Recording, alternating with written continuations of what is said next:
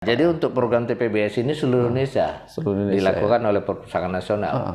Jadi seluruh Indonesia dilakukan kegiatan itu yang disebut dengan mitra perpustakaan yang dikembangkan, yang dibantu melalui program TPBS.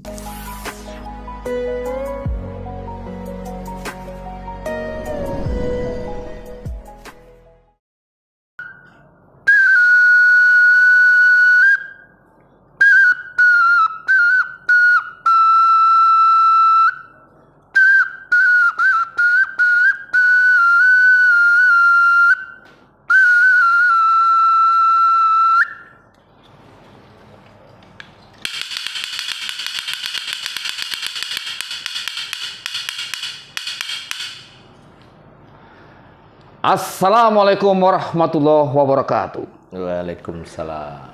Salam seni budaya Indonesia. Horas maju jua en jua aho yaho bu di sana salam pahba kulunun.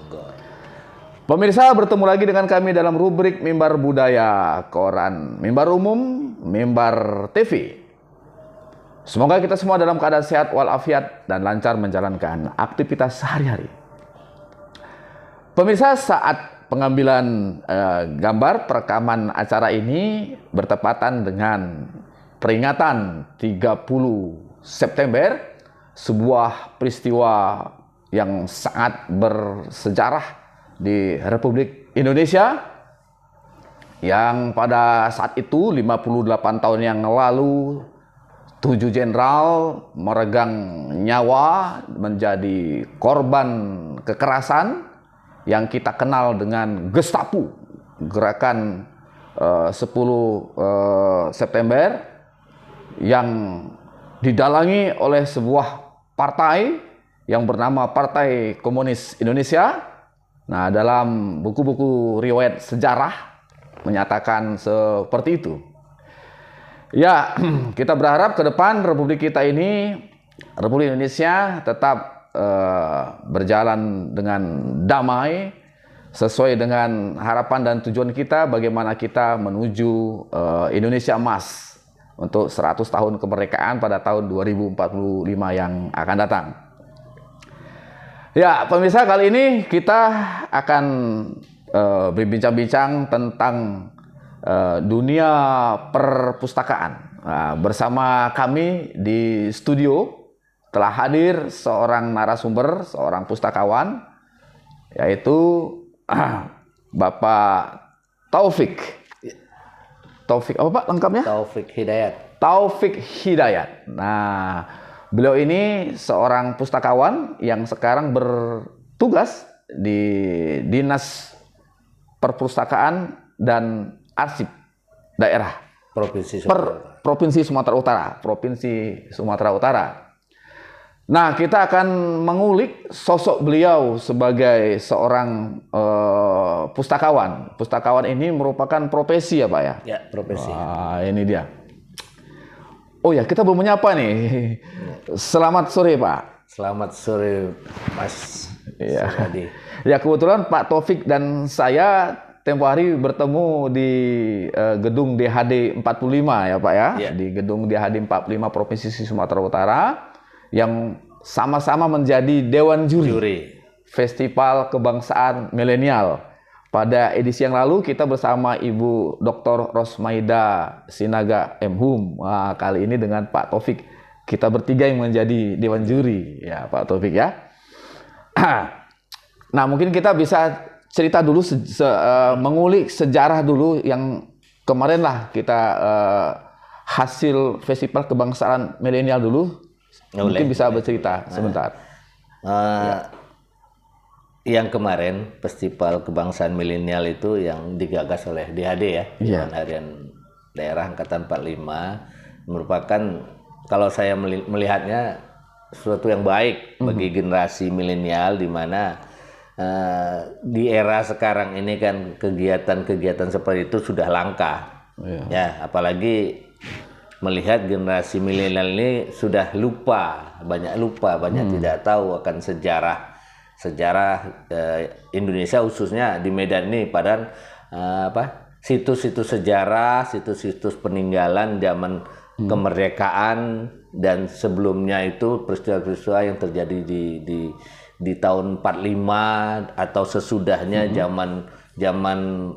zaman sesudah perkemerdekaan itu banyak peristiwa-peristiwa yang terjadi yang sudah tidak diketahui oleh masyarakat umumnya pada generasi muda. Saya rasa itu kegiatan yang positif dan berharap kegiatan seperti itu terus berlanjut dilakukan oleh Dewan Harian Angkatan 45 itu.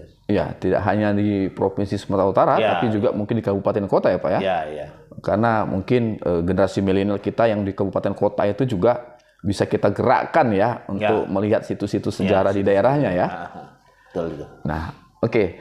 Nah, beranjak dari sana kita melihatlah sekarang pada sosok Pak Taufik sebagai pustakawan ya. Bekerja di perpustakaan ini. Ini bermula dari mana? Bisa diceritakan kepada kita nih Pak? Oh baik. Saya dulu kuliah di jurusan ilmu perpustakaan. Pada saat itu nama fakultasnya adalah Fakultas Sastra. Ya, Sastra USU ya. Sekarang berubah menjadi Fakultas Ilmu Budaya. Nah, jadi saya masuk di tahun 85. Nah, dan menyelesaikan pendidikan saya di tahun 1988. 1988. Jadi 85 3 tahun karena program diploma. Pada saat itu memang di USU itu belum ada S1-nya, belum ada strata 1. Itu program studi atau jurusan ya? Jadi pada masa itu judulnya jurusan. Jurusan. Jurusan. Perpustakaan, ilmu perpustakaan. Jurusan ilmu perpustakaan D3, program diploma D3. Jadi di sana yang D3 itu ada jurusan bahasa Inggris. Bahasa Inggris. Bahasa Jepang. Terus ada jurusan pariwisata. Satu lagi ya jurusan ilmu perpustakaan. Ada 4 jurusan pada saat itu. Yang D3. D3 ya. Nah, kemudian dari D3 ini melanjut kemana nih? Jadi pada waktu D3 itu selesai di 88 saya bekerja sebagai tenaga honor di Universitas Sumatera Utara. Oh, di situ. Ada beberapa tempat dari mulai di percetakan sampai ke unit audiovisual USU. Dan di tahun 90 saya mengikuti testing di waktu itu Departemen Pendidikan dan Kebudayaan. Oh, kebetulan lulus dan ditempatkan di perpustakaan daerah pada saat itu. Perpustakaan daerah namanya. Yang kita instansi vertikal dari Perpustakaan Nasional Republik Indonesia waktu itu. Oh begitu. Oh dulu namanya perpustakaan daerah ya, yang Provinsi Sumatera Utara. Perpustakaan daerah. Sekarang apa namanya? Sekarang Dinas Perpustakaan dan Arsip. Perpustakaan dan Arsip. Ya. Oke. Sampai sekarang. Otonomi daerah. Oke. Di tahun 2002 kita otonomi daerah bergabung dengan pemerintah provinsi Sumatera Utara. Di masa sebelum otonomi daerah, saya mendapat beasiswa dari Perpustakaan Nasional Republik Indonesia untuk melanjutkan S1 di Universitas Padjadjaran. Oh gitu. Oh berarti Perpustakaan Nasional ini masih memberikan beasiswa kepada pengelola perpustakaan ya? SDM perpustakaan. Oh begitu. Di seluruh Indonesia. Jadi kami dulu karena Perpustakaan Nasional itu berada di tingkatan provinsi. Jadi setiap provinsi ada yang dikirim ke. Sampai sekarang ya? Sekarang karena kita sudah beda. Nggak lagi di bawah Perpusnas, kita di bawah daerah masing-masing di bawah pemerintah provinsi ya. Jadi yang tadinya di bawah Perpusnas yang ada di provinsi itu sekarang melebur ke provinsi. Jadi di bawah gubernur. Yang kabupaten kota pemerintah lain. Kabupaten kota dia. Nah, kalau yang dahulu waktu Perpusnas provinsi ke Perpusnas yang kabupaten kota itu kita tidak memiliki tidak ke bawah hanya ya? di tingkat provinsi saja. Oh berarti sana memang milik pemerintah kabupaten kota yang perpustakaannya. Oh begitu. Nah bincang-bincang perpustakaan ini kan sekarang kita viral nih bagaimana menggerakkan perpustakaan di daerah. Ini kan semacam apa ya? Semacam gerakan yang masif untuk di bidang literasi ya, gerakan literasi nasional gitu ya, Pak Taufik ya. Bagaimana Pak Taufik memiliki mungkin pemikiran tentang hal ini ya? Ya, gini, kalau literasi kan sekarang udah yang tadinya hanya baca tulis hitung, Ya. sudah berkembang literasi digital, literasi finansial dan sebagainya.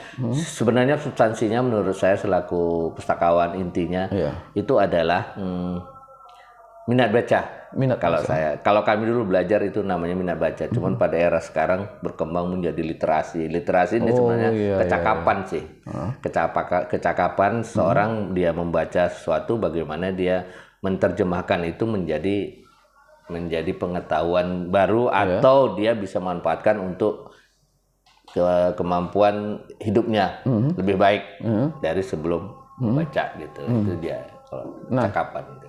Oh, jadi begitu ya. Jadi pada awalnya itu adalah minat baca. Minat baca. Kalau kami di dalam ilmu pustakaan minat pustakaan ya. Oh, begitu. Bagaimana mengembangkan minat baca itu. Itulah yang apa gerakan yang dilakukan dalam minat baca itu selama ini? Kalau di perpustakaan kita kan otomatis karena kita perpustakaan kan menyediakan koleksi. Oh, menyediakan koleksi. Jadi salah satu cara untuk bagaimana menarik orang membaca itu dengan koleksi-koleksi yang baru dan memang disesuai dengan kebutuhan pengguna itu dia. Dan juga koleksi-koleksi sekarang kan banyak sudah berubah. Tidak hanya dalam bentuk hard copy tapi juga dalam bentuk digital. Oh begitu. Ya, jadi kayak e-book itu kan dalam bentuk digital. Jadi koleksi kita tidak hanya dalam bentuk koleksi hard copy tapi juga dalam bentuk berarti digital. Perpustakaan wilayah sekarang ini sudah punya repositorinya gitu ya. Kita punya koleksi digital. Oh, koleksi digitalnya ya. Itu bisa diakses. Bisa diakses. Oh, bisa diakses. Bisa diakses melalui platform Android. Oh, bisa. Jadi kita bisa. Apa nama?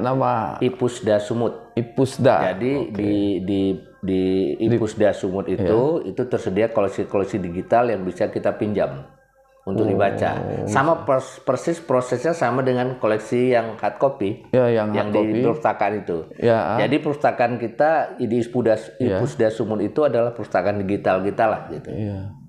Cara daftarnya sama secara manual ya, pakai KTP juga. Jadi nanti di dalam Ipusda Sumut itu nanti kita diberi akses untuk mendaftar menjadi member. Daftar. Ya, daftar baru nanti ada admin mengapply. Setelah siap di-apply baru kita bisa pinjam buku.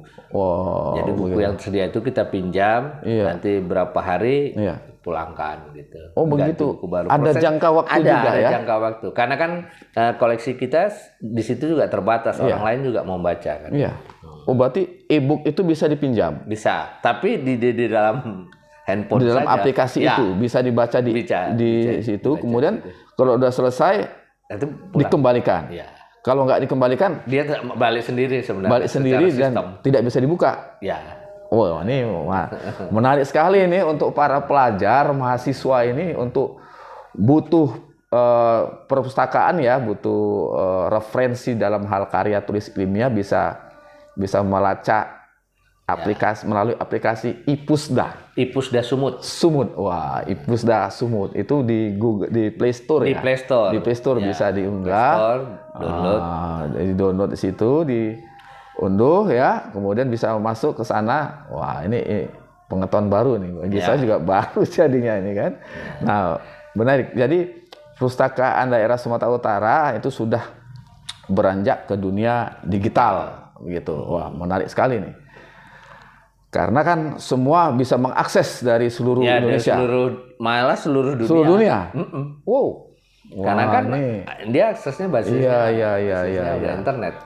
Berarti saban tahun gitu ya, setiap tahun menyediakan penambahan koleksi ilmiah ya, koleksi buku ya. Jadi buku kita tambah, buku digitalnya kita tambah, di samping juga buku-buku hard copy yang di tempat kita tambah juga. Baik penulis dari dalam provinsi maupun dari luar ya, penerbitnya ya.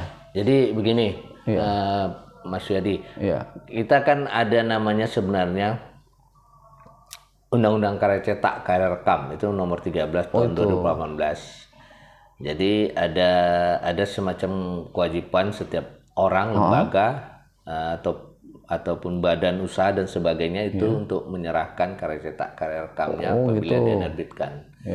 Namun disayangkan penerbitan yang ada di Sumatera Utara ini, Mas Yadi, memang prihatin kita melihatnya. Wow, wah. Jadi dunia penerbitan di Sumatera Utara lesu. Lesu Tidak ya? kayak di Jawa. Waduh. Ya. Karena memang apakah penulisnya yang tidak ada? Wow, padahal banyak penulis nih. Ada juga penulis ini, tapi mereka rata-rata ke Jawa. Iya, menulis ke Jawa ya. Penerbit Jawa mengirimkannya. Sedangkan penerbit Sumatera Utara ini pada habis sudah. Iya. Nggak ada lagi udah. Penerbit daerahnya Lokal sendiri ada. ya. Padahal sebenarnya kita di daerah ini kayak kami di perpustakaan itu kan ada namanya deposit daerah, koleksi deposit daerah. Sebenarnya ini adalah seharusnya itu menjadi kekuatan kita di Sumatera Utara dengan koleksi-koleksi lokal. Iya. Konten lokal Sumatera Utara atau muatan lokal Sumatera Utara. Cuman sayangnya penulis yang menulis tentang itu yang tidak banyak. Memang kan kalau nulis harapan orang memang ya mendapatkan rewardnya gitu kan. Cuman mungkin pasar untuk koleksi-koleksi yang itu tidak banyak gitu. Itu sayang memang. Jadi muatan lokal kita itu nggak begitu banyak lah. Banyak ya. Nggak begitu banyak. Inilah yang mungkin diterobos oleh perpustakaan ya. Tempo hari menerbitkan ya, memproduk ya. Ya, produk terbit. Karena mungkin karena lesunya dunia penerbit ya. Iya, dunia penerbitan memang sangat lesu sekali. Lesu ya. Jadi kalaupun ada penulis sumut, tapi nerbitkannya di Jawa. Di luar ya, di luar Sumatera Utara ya. Ya, termasuk saya menerbitkannya di Jakarta gitu. Sumatera Utara nggak ada malah. Ada ya. Sayang sekali gitu. Padahal ada saya lihat yang aktif itu kayak di dunia kampus. Itu penerbitannya aktif ya. Aktif. Itu pun tapi banyak buku-buku dosen. Ya, yang ditransformasi dari diktat menjadi buku ya. Atau dari tesis atau dari disertasi gitu kan jadi buku. Mereka terbitkan jadi buku ya. Ya.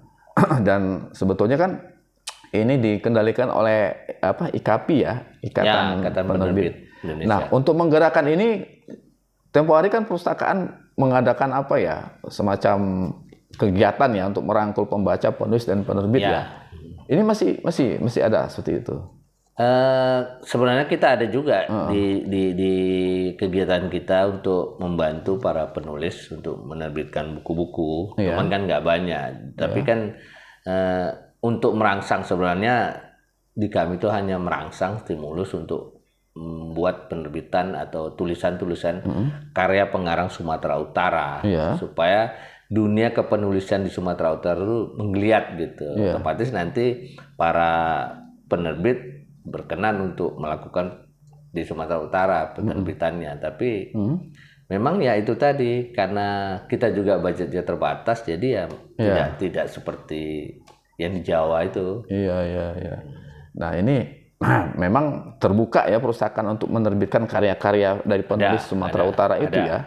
Cuma tidak banyak sih. Iya, memang dan itu dikurasi juga kan, di preview juga kan oleh tim editornya. Tim editornya ya untuk mereview ini layak tidak karyanya ini untuk terutama kan muatan yang kontennya lokal ya. Ya, kita utamakan muatan konten lokal. Gitu ya. Nah, kemudian kita berbincang lah dengan tentang perpustakaan ini dalam kerangka dunia industri nih ya.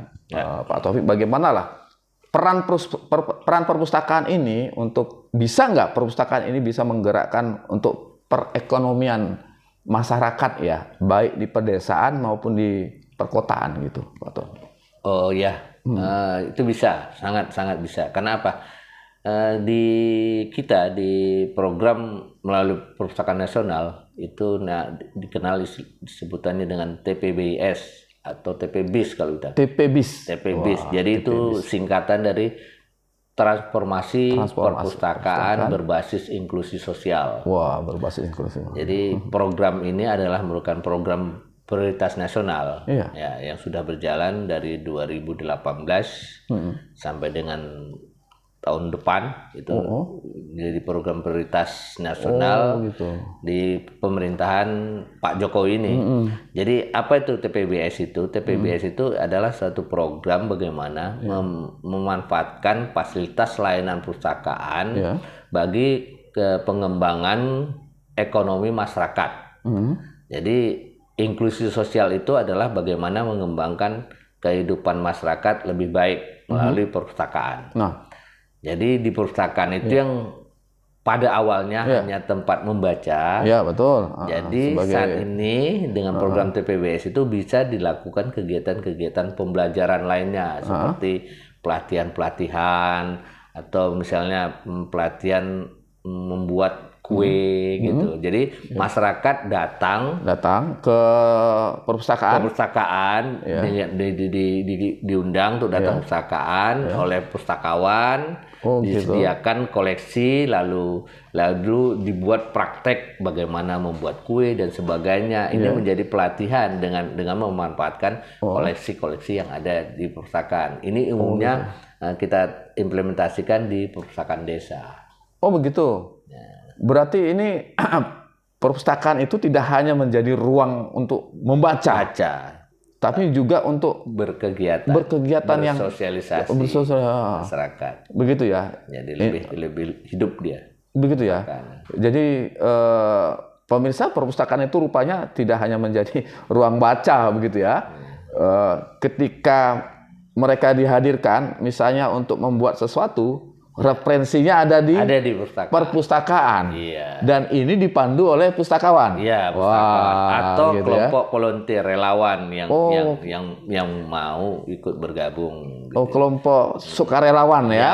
Atau volunteer juga orang-orang yang mungkin paham tentang ilmu. Misalkan dia belajar. Kayak kemarin tuh ada program kita yang di desa Sukambayak. Di Karu. Di Karu. Tanah Karu. Jadi itu ada pelatihan pembuatan pupuk cair dari bahan kompos cair itu. Dari bahan-bahan bahan-bahan bekas-bekas sayur-sayuran busuk itu yang tidak limbah sayur ya. Ya, itu itu diolah menjadi pupuk cair. Dan itu dibuat pelatihan dan diikuti oleh masyarakat sekitar. Nah, dan ini bisa menjadi penghasilan bagi masyarakat. Pupuk itu kan bisa dijual kembali. Jadi produksi dan menjadi sayur kembali. Jadi daur ulang menjadi nilai tambah bagi masyarakat. Wah, ini sudah ada referensinya ya? Dari hasil-hasil riset juga ini sepertinya ya.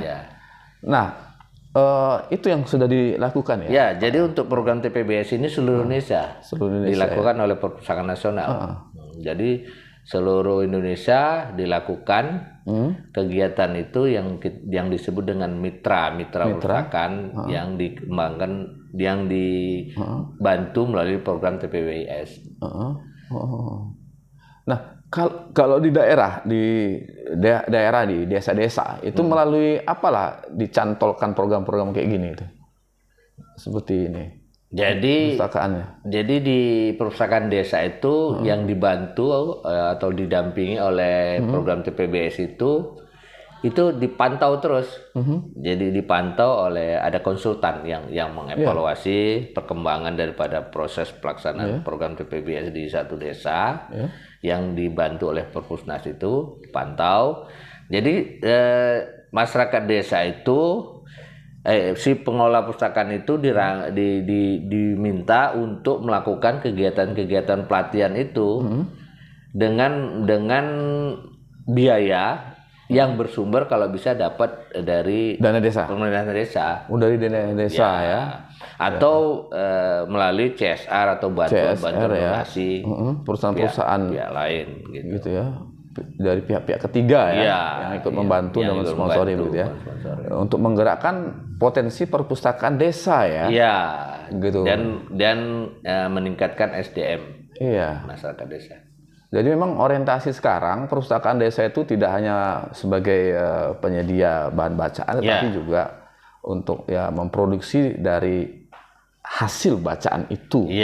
Begitu. Jadi memang bisa melibatkan semua pemangku kepentingan stakeholder yang ada di daerah-daerah gitu ya. Pihak-pihak ketiga CSR bisa dilibatkan selain menggunakan jadi satu terobosan dari dana desa. dari para kepala desa ini. Memang, ya kan? Memang seharusnya kepedulian kepala desa itu yang diharap sebenarnya. Jadi kepala desa diharap peduli untuk membantu perpustakaan desa. Perpustakaan desanya, perpustakaan desanya ya. Ya, bagaimana mencegah supaya jalan tidak cepat rusak, misalnya kan? Nah, bagaimana merawat badan jalan dihantam, kan? Biasa kan jalan-jalan di pedesaan kan kalau hancur tuh mungkin karena apa ya, perawatan, pemeliharaan gitu ya.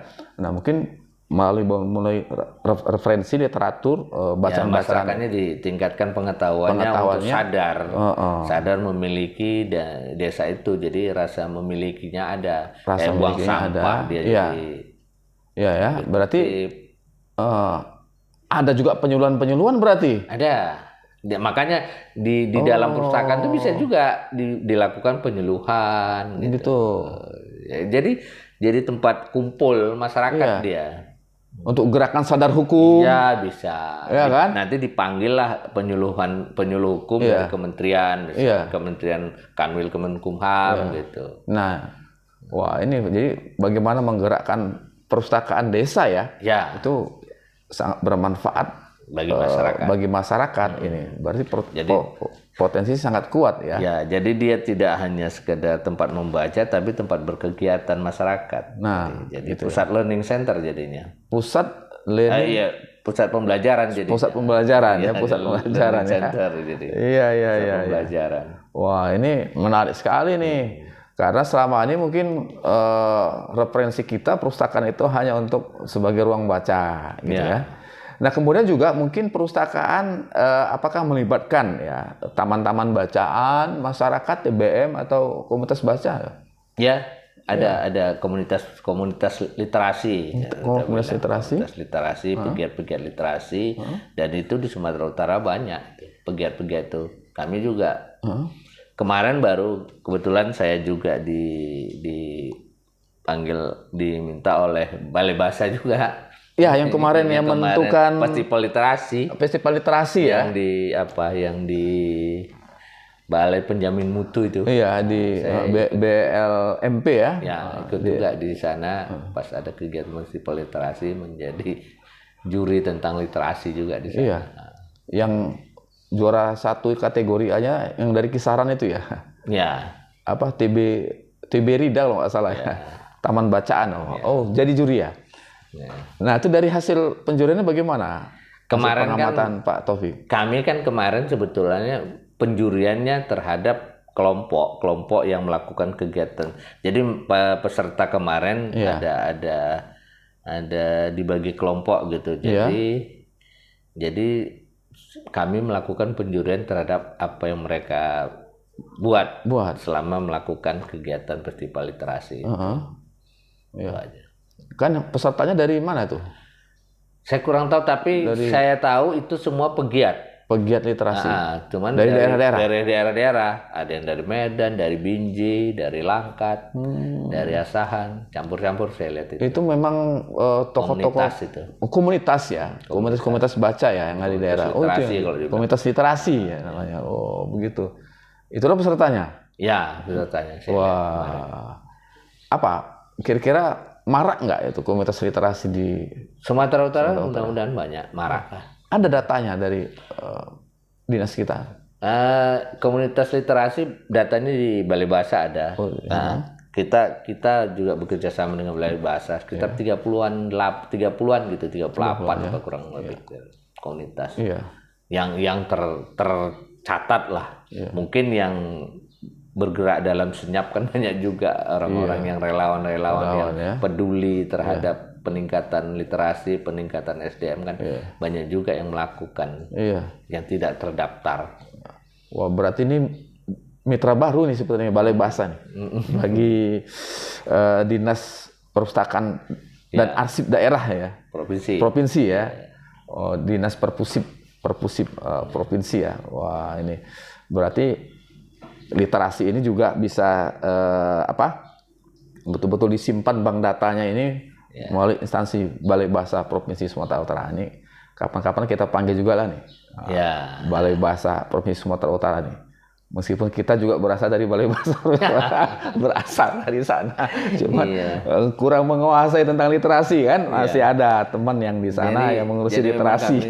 Sekarang selalu bekerja sama. Ya, selalu bekerja sama. Sumatera Utara ini. Menarik sekali. Nah, apalagi kira-kira Pak Taufik, bagaimana untuk menggerakkan potensi minat baca atau baca tulis atau literasi masyarakat melalui perpustakaan ini? Apa kira-kira perlu dilakukan? Sebenarnya ada yang perlu kita sukseskan sebenarnya. Itu yang literasi di sekolah. Oh, literasi sekolah. Nah, itu bagaimana? Jadi pada umumnya Sumatera Utara inilah yang namanya perpustakaan sekolah itu belum dikatakan memenuhi standar banyaknya. Bagaimana? Karena memang ada perpustakaan, tapi rata-rata koleksi yang dimiliki adalah koleksi paket, buku-buku paket. Sementara kalau koleksi perpustakaan itu adalah koleksi pengayaan, koleksi pengayaan pengetahuan gitu. Jadi literasi di sekolah memang belum layak ya. Belum dikatakan baik. Belum baik ya. Memang andaikan di sekolah-sekolah sudah baik kegiatan literasinya atau perpustakaannya baik, otomatis nanti kan ini jadi masyarakat dia kan jadinya. Jadi kan bagus literasi secara umum. Tapi karena di sekolah juga literasinya juga tidaklah, sekolah-sekolah perpustakaannya juga tidak mumpuni, tidak standar lah kalau kita bilang. Kebanyakan yaitu tadi koleksi yang dimiliki adalah buku paket. Nah, bagaimana mengatasi itu kira-kira? Ya memang kemauan daripada pihak sekolah. Pihak sekolah? Iya. Bagaimana menyediakan koleksi bacaan itu ya? Iya. Wah, berarti membutuhkan biaya. Ya. Wah, ini membutuhkan. Kan komodir di pos itu, Bang. Kalau di desa itu ada dana desa. Iya kan? Yang mungkin bisa memenuhi kebutuhan koleksi perpustakaan desa. Nah, kalau di sekolah kan tidak ada dana desa. Dana apa yang digunakan untuk mengatasi ini? Dana sekolah ya. Iya. Dana sekolah ya. Jadi mereka harus setiap tahun membuat perencanaan ya untuk pembelian ya, koleksi ya, perpustakaan ya untuk melengkapi. Tapi jangan buku paket kalau bisa. Karena memang selama ini yang paling banyak itu buku paket. Jadi koleksi perpustakaan sebagian besar buku paket. Buku paket itu sebenarnya kan buku yang untuk dibagikan ke siswa dibawa pulang. Bawa pulang gitu ya. 6 bulan sekali baru ganti. Dikembalikan ke perpustakaan. Karena dia buku pelajaran kan. Sebenarnya perpustakaan itu tidak harus mengolah buku paket gitu. Cuman karena mungkin biar ada tambahan kerja perpustakaan, kasihlah buku paket. Jadi untuk penyimpanan buku paket. Padahal yang seharusnya bukan buku koleksi, bukan buku paket itu koleksinya, tapi penuh semua buku paket. Waktu zaman kita sekolah, ya kan, ambil bukunya di perpustakaan, ambil ketua kelas, bagi satu kelas 30 bagi, habis itu kumpulkan, bahkan tidak dibawa pulang, kembalikan lagi, dikembalikan lagi nanti di perpustakaan. Jadi fungsi perpustakaan terkesan seperti itu kalau di sekolah ya. Bagaimana hanya penyimpanan buku paket untuk koleksi. Begitu. Harusnya tidak seperti itu Harusnya dia kan sebagai pusat sumber belajar itu. Makanya kan sekarang dalam gerakan literasi sekolah itu bagaimana pihak-pihak sekolah menyediakan pojok-pojok baca. Ya kan? Pojok-pojok baca, bagaimana dia menggerakkan ini tidak hanya di perpustakaan, ada pojok baca di sekolah, kemudian ada perpustakaan di kelas. Nah di kelas masing-masing di sudut-sudutnya sudah ada pojok-pojok baca raknya. Nah kebanyakan di situ memang bagaimana pihak sekolah itu berusaha menggerakkan siswa dan gurunya untuk bekerja sama menyediakan bahan-bahan bacaan. Gitu. Mungkin bisa jadi ketika sebelum tamat siswanya, orang tua siswa gitu menyumbangkan buku gitu kan untuk pojok-pojok baca itu, bisa jadi mungkin begitu. Satu upaya juga tuh Pak Taufik untuk menggerakkan potensi itu ya. Karena ketiadaan dana pengadaan koleksi. Pengadaan koleksi. dibilang tidak ada, saya rasa ada juga tuh. Iya.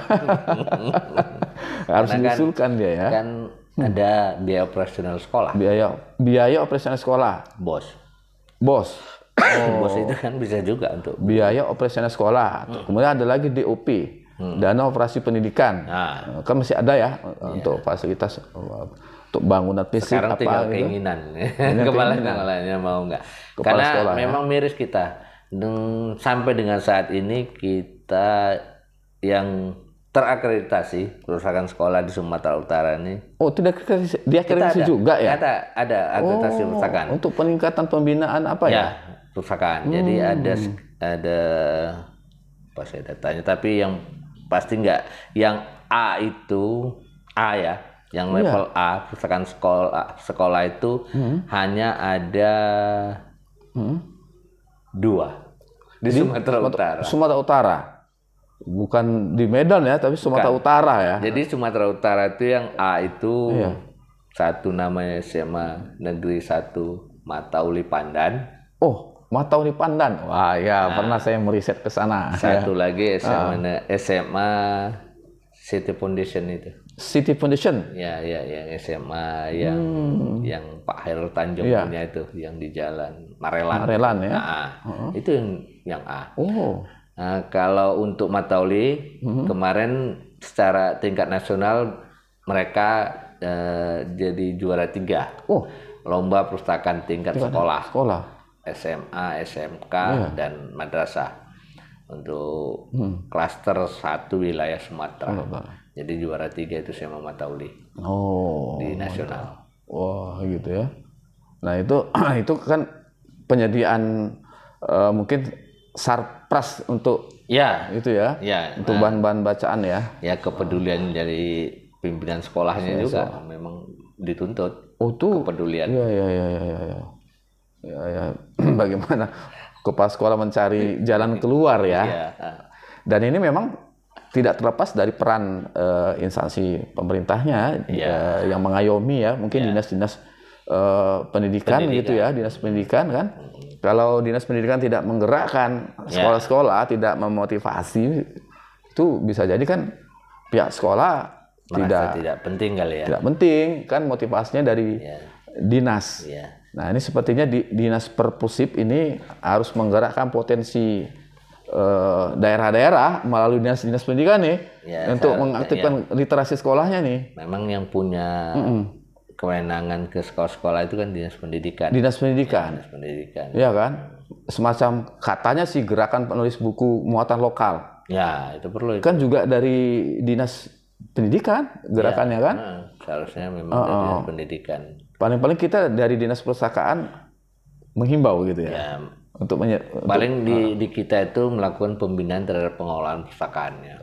Pengelolaan perpustakaannya ya. Jadi peningkatan SDM pengelola perpustakaan, pustakawan yang ada di perpustakaan sekolah, kita berikan bimbingan untuk bagaimana mengelola perpustakaan dengan baik. Gitu ya. Itu paling. Gitu ya, untuk menggerakkan apanya pihak sekolah lah ya, untuk penyediaan sarana prasarananya sekolah, merupakan aset sekolah dan dimotivasi oleh dinas terkait ya, yaitu dinas pendidikan dan kebudayaan. Nah, sementara posisi balai bahasa itu kan sebagai fasilitator ya, sebagai untuk membantu ya, sebagai mitra gitu, karena balai bahasa itu perpanjangan tangan kementerian. Kan, secara vertikal di Jakarta gitu.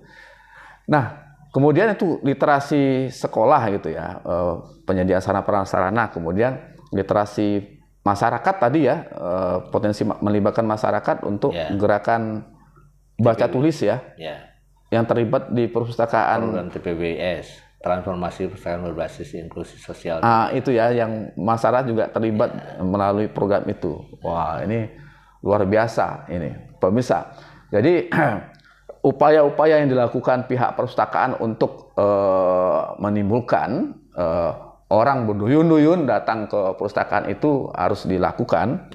Ya, tidak sekadar untuk mengundang mereka membaca, tapi mereka bisa juga berwirausaha, melatih masyarakat juga berwirausaha melalui memanfaatkan perpustakaan yang ada di sekolah maupun di desa-desa, begitu. Dan memang menurut pengamatan kita juga bagaimana taman-taman bacaan masyarakat, komunitas-komunitas baca, komunitas-komunitas literasi di daerah-daerah itu juga melakukan terobosan-terobosan ya dengan menghadirkan mungkin para penyuluh, kemudian kadang-kadang pegiat literasinya itu sendiri gitu, membuat terobosan-terobosan bagaimana supaya anak-anak datang ke taman bacaan begitu, mereka melakukan sesuatu, apakah mendongeng, mengadakan lomba-lomba menulis, lomba-lomba menggambar di komunitas-komunitas bacanya begitu. Jadi langkah-langkah seperti ini memang perlu dilakukan ya, baik oleh para pustakawan seperti Pak Taufik, juga para pegiat literasi. Dan memang ya alhamdulillah pemerintah Republik Indonesia melalui kementerian terkait, dalam hal ini mungkin Kementerian Pendidikan dan Kementerian Kebudayaan Riset dan Kementerian Pendidikan, Kebudayaan, Riset dan Teknologi. Wah, ini karena sudah hijrah ke BRIN jadi tidak terpengaruh nih. Kemendikbudristek gitu kan. Nah, gitu. Ini sudah melakukan upaya-upaya ya, melakukan setiap tahun mereka gerakkan kegiatan festival literasi. Festival literasi ini patut kita apresiasi dan kita acungi jempol bagaimana bisa menggerakkan potensi segala pemangku kepentingan untuk menggiatkan literasi gitu, dan memberikan apresiasi kepada para pegiat literasi. Semoga ini berjalan terus gitu, sehingga posisi Indonesia yang dari level di bawah dalam penilaian PISA tempo hari ke 60 dari 63 itu bisa lalu bergerak naik gitu ya, bergerak naik gitu. Itu harapan kita seperti itu. Mungkin sampai di sini Pak Taufik. Ya. Sebelum kita tutup mungkin memberikan closing untuk pemirsa, silakan. Ya. Yang penting untuk meningkatkan pengetahuan dan kemampuan kita berliterasi, rajin-rajin datang ke perpustakaan. Ya. Karena di perpustakaan tersedia bahan koleksi yang dapat menambah pengetahuan kita. Iya, benar.